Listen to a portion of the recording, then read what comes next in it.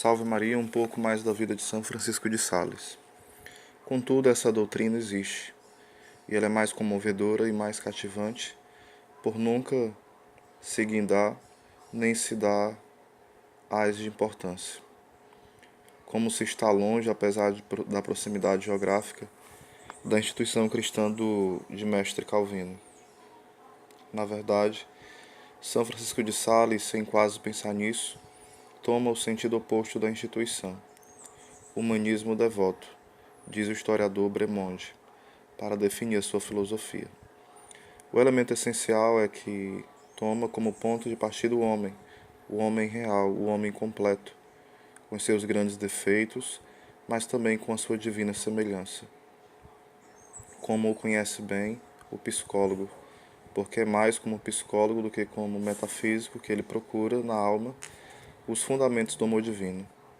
Francisco de Sales é, no sentido pleno do termo, um humanista. Sou tão homem que nada mais sou. E esta sua fórmula célebre exprime bem o que quer exprimir, o humanismo cristão. Aí está entre aspas, né? Comenta ainda Bremonde, submete facilmente aos dogmas e ao espírito da igreja as duas divisas. Com Terêncio, e melhor do que ele, compreende bem que nada de humano lhe é estranho. E isso porque em tudo que é humano reconhece a imagem de Deus. E em cada homem, um irmão, e com Shakespeare, e mais alto do que ele. Também o santo exclama, como é bela a humanidade, e isso porque a humanidade foi resgatada por um Deus feito homem, e a graça divina o eleva acima de sua natural perfeição. Aqui estão, pois, nitidamente expressa a realização e a glorificação em Deus do homem, com que os humanistas mais cristãos sonhavam, havia 150 anos. Humanismo devoto. A palavra devoto, hoje tão insossa, deve ser tomada na acepção mais exigente, a que tinha no século XVII. Significa que esse humanismo está devotado a Deus, e que encontra no homem sobrenatural o seu sentido e a sua justificação. Eis, pois, afastada também essa espécie de desespero do homem que obstrui todo o protestantismo. Não é que São Francisco de Sales desconheça a realidade do pecado, mas sabe também que existe a graça e que ela é muito mais poderosa. O problema da predestinação, que tanto o angustiou aos 18 anos, já não o preocupa, agora que descobriu, na confiança plena em Deus, o segredo da sabedoria. Voluntariamente confessa até que odeia todas as contendas e disputas que surgem entre católicos e entrega-se ao Todo-Poderoso para resolver os problemas que ultrapassam a razão humana. Deus, sem dúvida, escreve ele, não preparou o paraíso senão para aqueles que previu que seriam seus. Ora, está em nossas mãos sermos seus. Portanto, confiança em Deus e esforços sérios do homem, eis a regra de vida que propõe. Fiar o fio das pequenas virtudes, mas também sobrenaturalizar essas virtudes. Querer oferecer-se a Deus, querer fazer o bem, querer rezar e, acima de tudo, querer amar. Basta. Depois disso, a ansiedade acabou. A misericórdia divina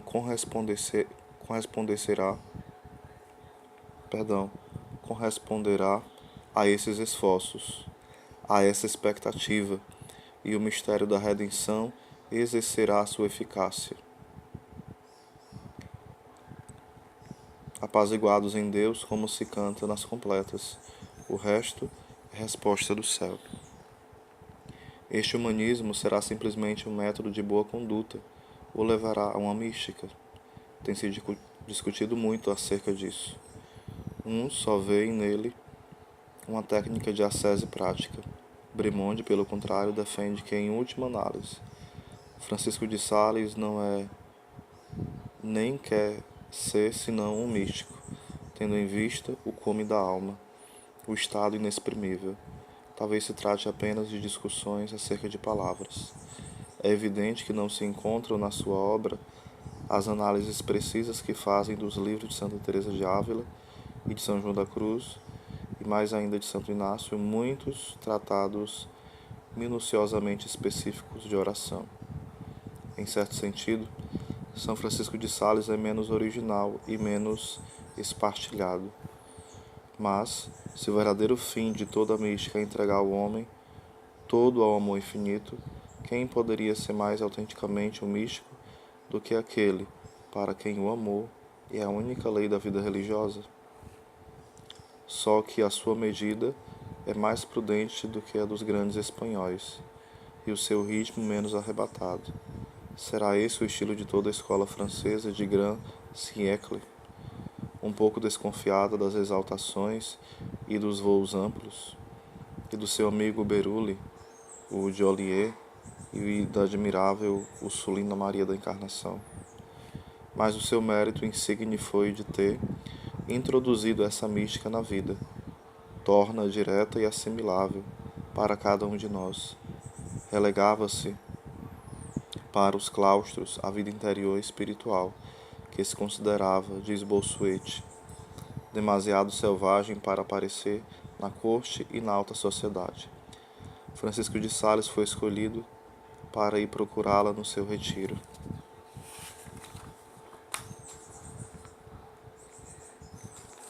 Homenagem exata e que é preciso reter na boca do grande orador. É um erro e por isso uma heresia escreve o santo, querer banir a vida devota do batalhão dos soldados, da oficina dos artesãos, da corte dos príncipes, do lar das pessoas casadas. Toda mulher que o queira será uma Filoteia em potência, e sabemos que neste ponto muitos homens gostariam de seguir o exemplo das mulheres. Toda a corrente que por volta de 1600 tende a introduzir a santidade na vida, ao contrário daquela que 150 ou 200 anos antes tendera a afastá-la da vida, tem em São Francisco de Sales a sua expressão mais perfeita. Não ter passado da ação católica do laicado missionário. Será que ele foi isso? Talvez. Em todo caso, como diz Bremonde, mestre dos mestres, da forma moderna da vida espiritual.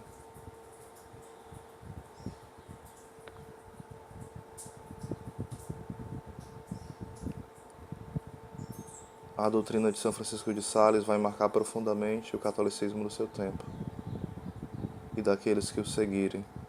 Não foi certamente o primeiro a dizer: os cristãos fazem mal em ser tão pouco cristãos como são.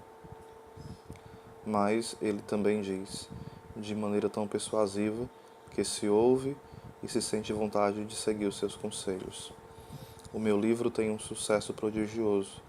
Multiplicam-se as edições, algumas até sem que ele as autorize ou mesmo conheça. Espalham-se as devoções que preconiza, como a devoção aos anjos, sobretudo ao anjo da guarda. Mais do que ninguém, é ele quem trabalha por introduzir nos costumes católicos a comunhão frequente semanal. Com toda simplicidade, armado de um belo sorriso e com a mão continuamente disposta a abençoar e absolver, o que lhe oferece é o próprio cristianismo, que a sociedade do seu tempo, e sem dúvida também a nossa, mais pode desejar, um cristianismo todo de paz, de equilíbrio e de amor. Não haverá, porém, alguns perigos nessa doutrina? A confiança que o humanismo devoto deposita na razão humana não levará ao resultado exatamente oposto àquele que pretendia São Francisco de Sales, a uma certa ruptura entre a religião e a vida? É ser devoto, no sentido que se vai tornar bastante deplorável. Quanto às práticas e aos dogmas, mas quanto ao resto, não será excessiva a parte que ele concede à vontade do homem na obra da salvação? Não invadirá as atribuições de Deus? Apelar totalmente para a graça não será correr o risco de cair no quietismo? Bossuet, depois de ter elogiado o bispo de Annecy, desconfiará mais ou menos da sua influência quando vi Fenelon e os seus discípulos apoiarem-se tanto nele. E depois, a sublime intimidade de São Francisco de Sales, quando tiver perdido o seu complemento indispensável, a sua firme simplicidade, não correrá o risco de cair na banalidade? Escrever-se-ão os mandamentos da lei de Deus em quadras, o Pai Nosso em canções, e as pequenas virtudes não serão mais do que pequenas observâncias.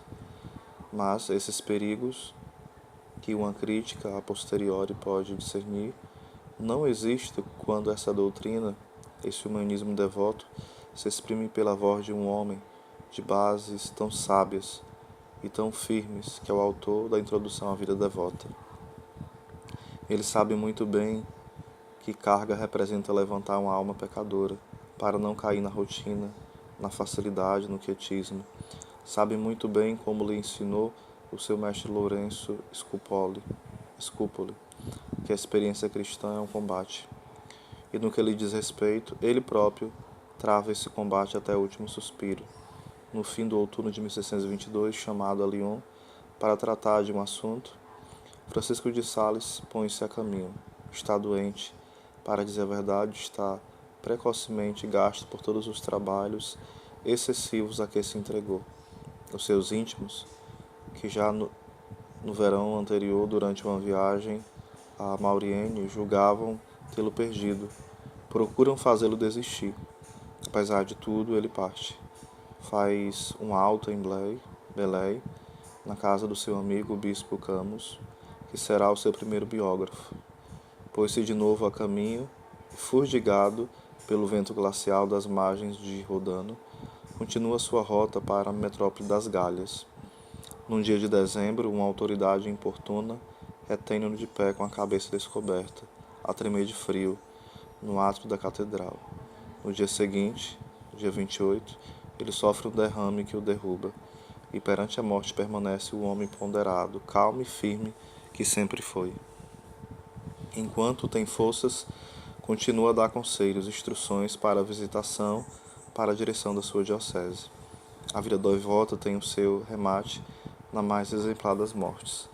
E assim, nesse ano de 1622, que de tantos modos parece marcado por um sinal, desaparece o homem que, mais do que todos os outros, contribui para preparar a síntese do passado e do futuro. Uma época inteira termina nele, mas dele vai brotar também muito da época seguinte. Está verdadeiramente na charneira do tempo. Não passará meio século sem que a Igreja, pela voz de Alexandre VII, em 1665, o eleve aos altares, e em 1877 Pio IX proclama-o doutor da Igreja. E haverá algum católico que, voltando a abrir o seu livro inesgotável, não se sinta amigo de quem nos ensinou não haver melhor templo da glória de Deus do que o coração do homem, e cuja firme sabedoria parece tão simples que quase nos decidimos a imitá-la?